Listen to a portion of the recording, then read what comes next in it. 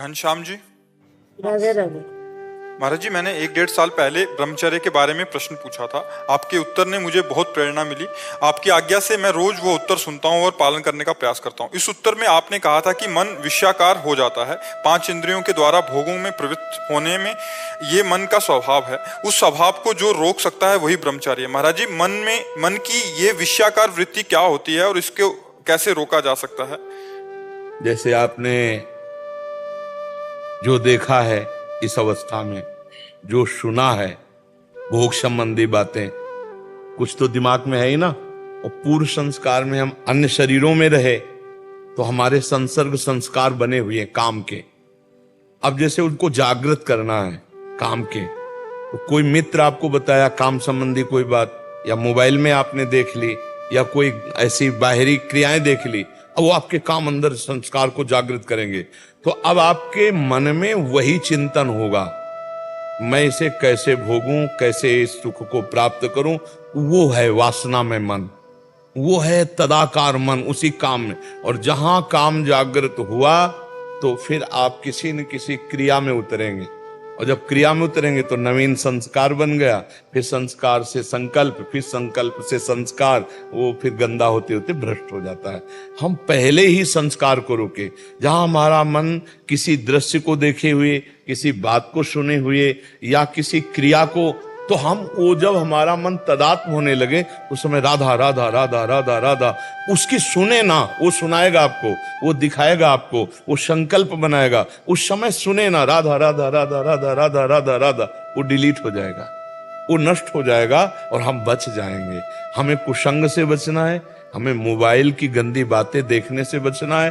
वो बच्चे जो गंदी बात करते हैं, गंदी बात सिखाते हैं, उनसे बचना है। तो हमारे मन में जो अभी गंदे संस्कार हैं उनको हम नाम बल से नष्ट करेंगे।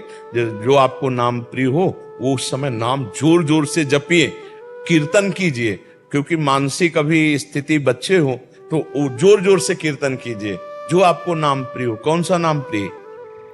हम तो अभी हरे कृष्णा। अब जोर जोर से नाम कीर्तन शुरू कर दिया।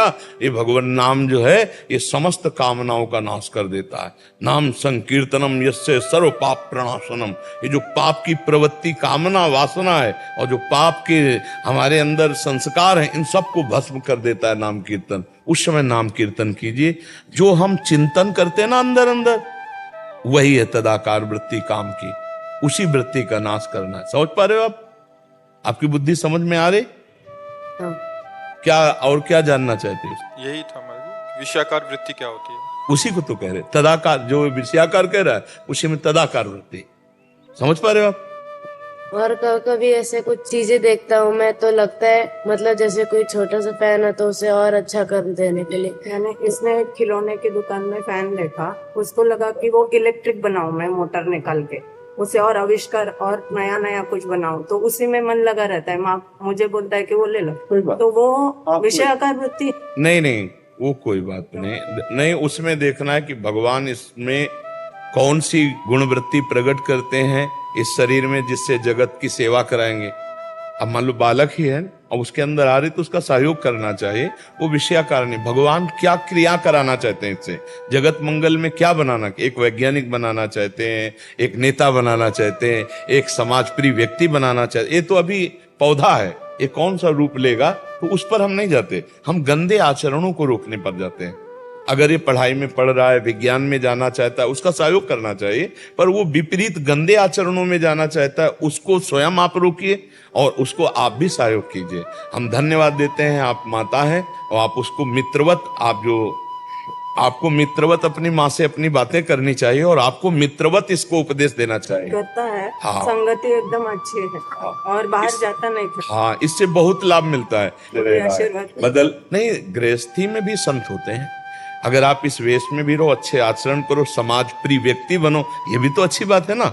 जरूरी थोड़ी कि भेष धरने से ही हम संत हो जाएं। संत लक्षण होते हैं। तो आप अपनी माँ से शेयर करते रहो, जो आपके अंदर कोई भी स्फुरणा हो, और आप मित्रवत सुनकर, डांटने की जरूरत नहीं, उसे समझाने की जरूरत है। आज यही हो रहा है, माता पिता अपने बच्चों को समय नहीं दे पा रहे, और बच्चे इतने भयभीत होते हैं कि माता पिता से अपनी बातें शेयर नहीं कर पाते। ये अवस्था होती है बनने और बिगड़ने की।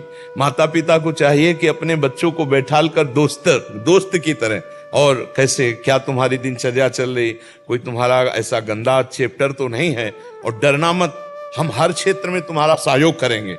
तब वो बालक खुलकर, अब कुछ बालक ऐसे हैं जिनसे गलतियां हो जाती हैं तो माँ से बता नहीं सकते माता पिता से, बाहर उनको ब्लैकमेल किया जाता है और वो फिर परास्त होकर के अपने शरीर की हानि सोचते हैं। तो हमें लगता है हर माता पिता भाई बहन को ऐसा व्यवहार रखना चाहिए जिससे हम खुलकर एक दूसरे से बात करके अपने निज जनों को बचा सकें, अपने निज जनों को उत्साह दे सके, अपने निज जनों को जो लोग ब्लैकमेल करते हैं हम उनसे बचने का उपाय सोच सके।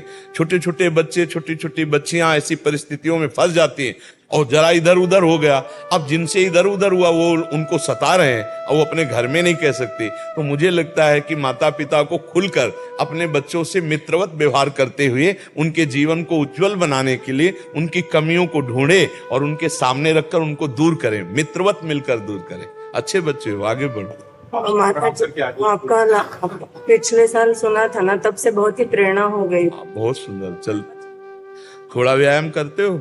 हाँ, 1 घंटा वगैरह योग करते हैं। और दौड़? हाँ, दौड़ अभी करूंगा। दंड वैसे वगैरह लगा? दंड, व्यायाम और प्राणायाम। हाँ बिल्कुल ठीक है, 1-2 किलोमीटर दौड़ भी लगाया करो, ठीक है। सात्विक भोजन करो, आगे चलकर आप खुद देख लेना कैसा आपके अंदर स्मृति जागृत होती है, कैसा विवेक जागृत होता है। बहुत सुंदर। ब्रह्मचर्य परम तप है। नमक मसाला नहीं खाता है? हाँ ठीक है, थोड़ा तो खाना चाहिए, नमक की भी जरूरत शरीर में है। थोड़ा नमक मतलब इतना मसाला मत खाओ तमोगुणी हो जाए, पर थोड़ी जरूरत है। जैसे हल्दी की भी जरूरत है, एंटीबायोटिक होती है, जीरा की भी जरूरत है, नमक की भी जरूरत, कुछ हमारे शरीर को आवश्यक है। उन ऐसा ना करे कि मतलब हम कमजोर हो जाएं, नहीं, हम राष्ट्र सेवा लायक रहें, समाज सेवा लायक, अच्छा सात्विक भोजन करें, बलवान बने और गलत आचरणों से बचें, ठीक है।